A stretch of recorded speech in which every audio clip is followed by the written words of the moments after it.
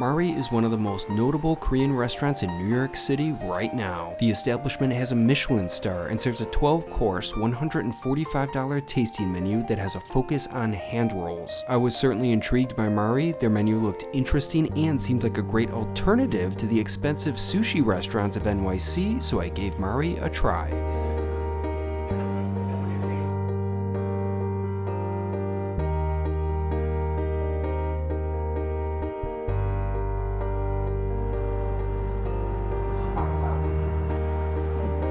It's a beautiful day today here in New York City. Right now I'm along the Hudson River, just enjoying the gorgeous weather, but as always, the true excitement comes later because I have a very special dinner planned. I'll be going to the Michelin-starred Korean hand roll restaurant known as Mari. Mari is a tasting menu establishment, and subsequently they have a pretty high price tag to eat there. Although in terms of Michelin-starred restaurants in New York City, it's not that bad in comparison, but still, it's really a special occasion type of restaurant for a lot of people, including myself. However, I'm not celebrating anything special. The reason why I'm going to Mari is because last week was a very difficult week. I was working so hard, 12, 16-hour work days. It was intense. And as a result, I didn't get a chance to go to any restaurants. Wait, that is not true. I did get takeout from McDonald's one night last week, but sadly, that was my culinary highlight. And it wasn't bad. I actually tried McDonald's new chicken tenders and I liked it, and the new sauce was pretty good. But New York City, McDonald's, it's not the culinary destination that I wanted to go to. Although, the one positive of not going out to any fancy fine dining establishments last week is that I saved a bit of money. So I thought, for this week, for my one restaurant, let's spend a little more. Let's use some of that money I saved to go to some place that's a bit more special, some place that would help boost my spirits. So, with that being said, let's head on over to Mari for dinner.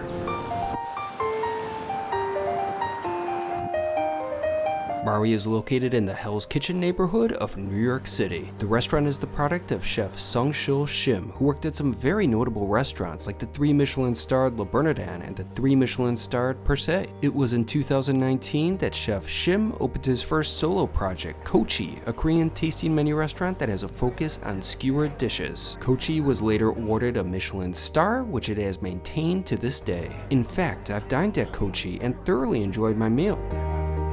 Mari came next and opened in late 2021. The restaurant received positive reviews and a Michelin star. Needless to say, I was excited. I arrived to Mari right when it opened at 5 p.m. for my reservation.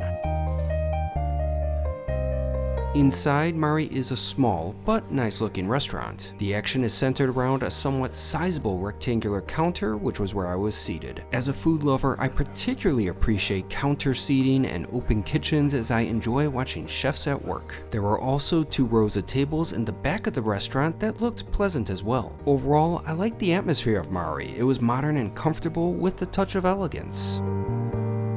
Once I was settled, I began to look over the menu. Mari is a tasting menu establishment, and everyone will pretty much be eating the same thing except for some supplements, which I'll touch on later. What I had to figure out was what to drink. Now, the restaurant provides a wine pairing for $110, and it sounded pretty good. There were also a number of signature cocktails on offer, along with wines by the glass and some intriguing Korean beverages. If I had more money, I would have definitely gone with the pairing, but as it was, I was content to order just a simple glass of wine.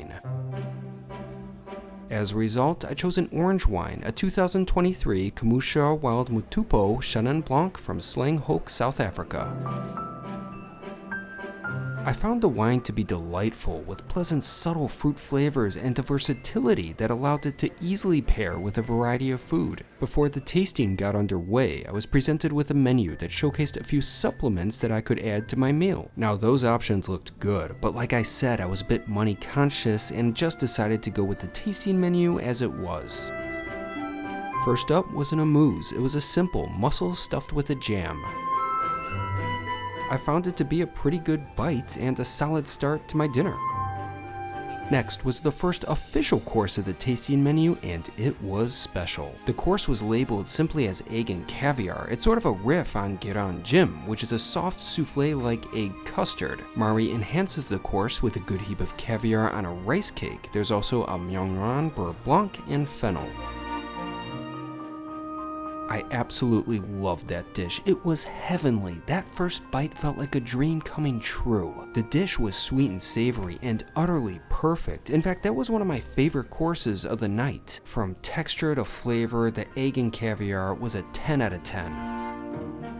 My dinner progressed with a langoustine that featured a Korean melon vinaigrette poured tableside. Korean tiger melon vinaigrette. Nice.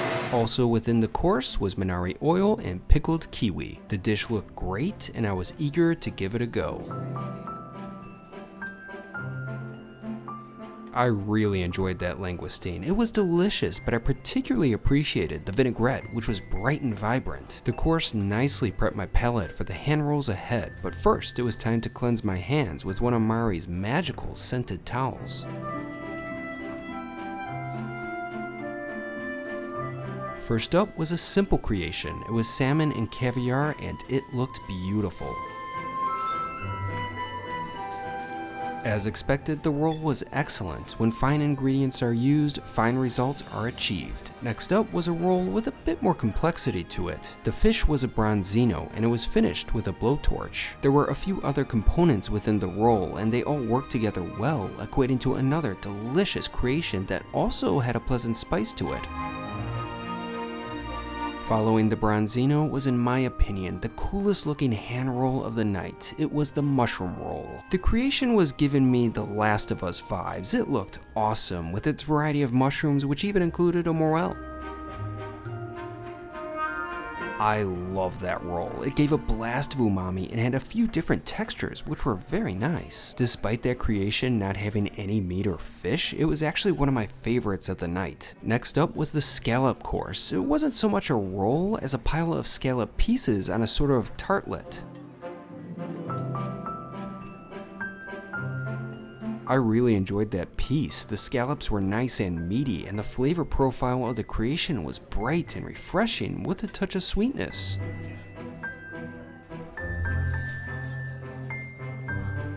Following the scallops was the spicy tuna roll, which has in fact been on Mari's menu since the restaurant opened. I've heard the dish described as having a flamin' hot Cheetos look to it, and I definitely see it, but it's a bit more refined than that. On top of the tuna were crispy potatoes, which gave a nice crunch, and the spice profile was very pleasant. Overall, I really enjoyed that course and completely see why it's a menu staple. Following the tuna was the uni snow crab roll that even had a bit of finger lime to it. I was particularly excited about that course. It literally contained some of my favorite things like uni. The roll didn't disappoint. It was delicious, but while I thought that it had the potential to be the best of the evening, I would actually rank it towards the bottom, but like I said, I still really enjoyed it. I just thought that the other rolls had more impactful flavors. It just goes to show that Mari was making magic happen with such a wide variety of ingredients.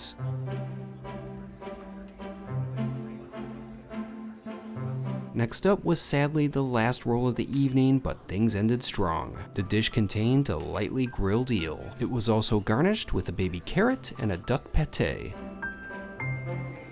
I loved that roll. That was easily one of my favorite courses of the evening. The eel was spectacular, and all the components within that dish just worked perfectly. It was a bummer that the hand roll portion of the menu was over, but there was still more to go. Next up was a very impressive offering of Korean pho, which contained a gochujang oxtail broth, vermicelli, and brisket mari. Also on the tray was a variety of banchan, along with 2 small bottles of condiments that give one the ability to adjust and enhance the course to one's liking. Everything looked great, and for a 12-course tasting menu, that was a pretty decent-sized portion of food. First, I gave the pho a go just as it was, and it was very flavorful. The noodles were springy and the broth was rich. Frankly, I would have been very happy consuming the pho without any additions, but I of course wanted to try out the condiments. One of the little bottles I believe contained a sort of chili oil, and it gave the pho a nice spice. I also enjoyed the little plate of these beef-like wraps. They were so good, and the mushroom sauce that it was in was fantastic. In regards to the banchan, I enjoyed all of the little creations. It was really nice and just sort of fun to switch back and forth between so many different flavors and textures on one plate. Overall, that was one fine course, but it was on to dessert. First up was a beautiful sort of palate cleanser, which was labeled on the menu as Hibiscus. It contained a yogurt sorbet, hibiscus granita, and omija. While I certainly appreciated the look of the course, I unfortunately found it to be the weakest dish of the night. The granita hardly had any flavor to it. Now the yogurt sorbet was nice, but to me the dish just didn't come together like it should have.